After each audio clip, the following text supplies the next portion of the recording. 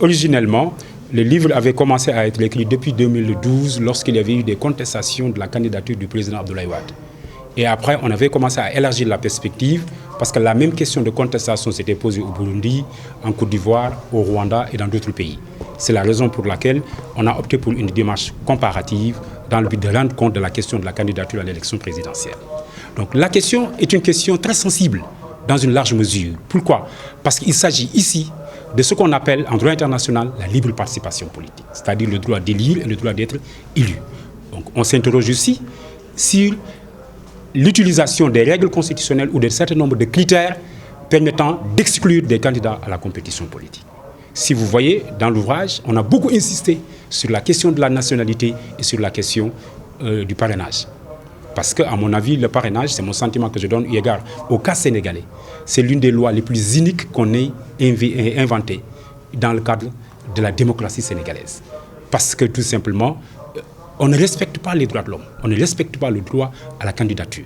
Si on veut limiter les candidatures à l'élection présidentielle, d'habitude, qu'est-ce qu'on faisait? On augmentait la caution. Et vous savez, cette année, on a augmenté la caution systématiquement à 30 millions. Beaucoup de postulants sont complètement éliminés de la scène. Donc il fallait, à mon avis, réduire le taux pour le parrainage, si le parrainage doit y avoir, par exemple 100 électeurs par région sur les 15 ou sur les 10 régions, ou bien départements sur un certain nombre de départements, mais également augmenter la caution. Si la caution était de 60 millions ou de 70 millions, beaucoup de postulants à la candidature à l'élection présidentielle c'est exclu. Mais utiliser le parrainage comme ça s'est fait en 2019 et comme ça s'est fait aujourd'hui, c'est une question qui peut se poser. La deuxième chose, au-delà même de l'ouvrage, aujourd'hui, le constat qui est fait, c'est que dès l'instant que le chronogramme a été ouvert, le premier réflexe, c'est pour les citoyens, c'est une ruée vers la candidature. On a vu plus de 250 personnes aller retirer des fiches de candidature. Cela doit nous interpeller sur deux points. D'abord, c'est la conception que nous avons du pouvoir politique. Si nous avons une conception néopatrimoniale du pouvoir, où celui qui a le pouvoir a ce qu'on appelle les ressources symboliques de l'État, les ressources matérielles, et il peut faire main basse sur la caisse, promouvoir ses amis, sa famille, son parti, sans qu'il y ait le respect des bornes, il y a un certain nombre donc, de difficultés dans ce cadre-là. Cela veut dire que les gens se disent, dès l'instant que vous êtes au pouvoir, vous êtes extrêmement sûr d'avoir une aisance matérielle. Le deuxième point qui va avec, au-delà de cette conception maintenant que nous avons du pouvoir, il faut le rattacher avec l'exercice de la gouvernance publique. On a senti une banalisation de ces institutions de la part de ceux mêmes qui l'exercent. Lorsqu'un président de la République dit, dans un cadre de procédure judiciaire, il y a des dossiers sur lesquels j'ai mis le coude. Ou bien parlant de l'opposition, je vais la réduire jusqu'à sa plus simple expression. Ce ne sont pas des expressions élégantes qui vont dans le sens de la modération dans l'exercice du pouvoir et même dans le respect des règles élémentaires de la gouvernance démocratique. Et à partir de ce moment-là, on a vu tous les jeux qui s'est passé. Ce qui fait que dès l'instant qu'il y a candidature ou pré-candidature, il y a les postulants qui ruent vers la fonction présidentielle parce que pour eux, être président de la République ou s'approcher même des strates du pouvoir politique, c'est d'avoir une aisance matérielle. Troisième aspect du développement, c'est l'intervention des juridictions dans le cadre à la fois du parrainage, mais également des juridictions administratives. La question s'est posée, la Cour suprême a rendu sa décision hier, et maintenant on va attendre le Conseil constitutionnel pour voir quelle va être la décision définitive du Conseil sur les questions de candidature. Mais à partir du moment où il y a une condamnation judiciaire, systématiquement, il y a de fortes chances qu'il y ait exclusion de candidature.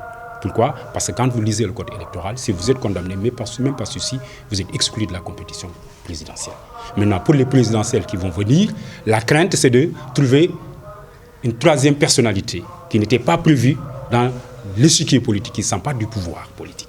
Parce que le plus souvent, on pense que le Premier ministre en exercice, qui est candidat du parti au pouvoir et de la coalition au pouvoir, va remporter les élections, mais rien n'est sûr du côté de l'opposition. Nous sommes dans une démocratie et aujourd'hui, la compétition électorale elle est ouverte. Et la compétition électorale étant ouverte, tout peut se passer. Mais elle est quelque part biaisée parce qu'il aurait fallu que des candidats issus de forces politiques qui étaient fortement prévus par le suffrage universel durant les élections locales et les élections législatives, que ces candidats-là se retrouvent, comment on appelle ça, dans la compétition présidentielle, notamment le leader du PASTEF. Donc, pour nous, nous militons toujours pour une inclusion et un respect de la liberté de candidature, mais dans le respect également du régime constitutionnel, c'est-à-dire dans le respect des règles établies par la Constitution. Enfin, il y a une dimension qu'on peut taxer de malheureuse. On l'a observé en 2019, on l'a observé en 2024, et ce sont des hicks de la démocratie sénégalaise, parce que tout simplement, c'est comme si on utilisait des procédures judiciaires pour se débarrasser de candidatures encombrantes qui pouvaient peser lourdement sur le résultat de l'élection présidentielle. J'admire ce que Oumar vient de dire dans son livre. Le livre, il est extrêmement important sur la question de la candidature.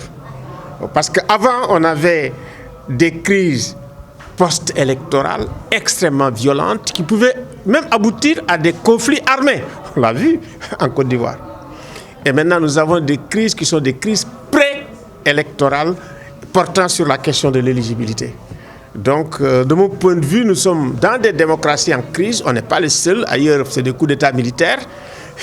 Et maintenant, de plus en plus, la remise en question de la démocratie en tant que telle, au sein de notre propre, comme on dit, sous-région, où nous avons la CEDEAO en pleine crise et nous avons l'Association des États du Sahel.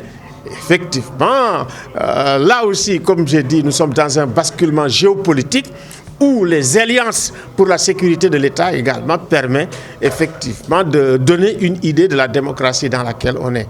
Donc nous sommes dans une crise à la fois politique, démocratique, géopolitique, crise de la gouvernance, crise de la culture démocratique, de la culture de l'État qui affecte des fois les plus hautes autorités de l'État et les magistrats. Moi, je suis sur le terrain et je suis profondément blessé quand je vois que les magistrats qui doivent protéger les droits humains, ce sont les magistrats eux-mêmes, certains, pas tout le monde, qui les piétinent. C'est vrai, nous sommes dans une situation où, au Sénégal, il y a aussi des magistrats qui résistent par rapport à la situation de l'état de droit, par rapport à la situation des droits humains, mais bon, ce n'est pas suffisant.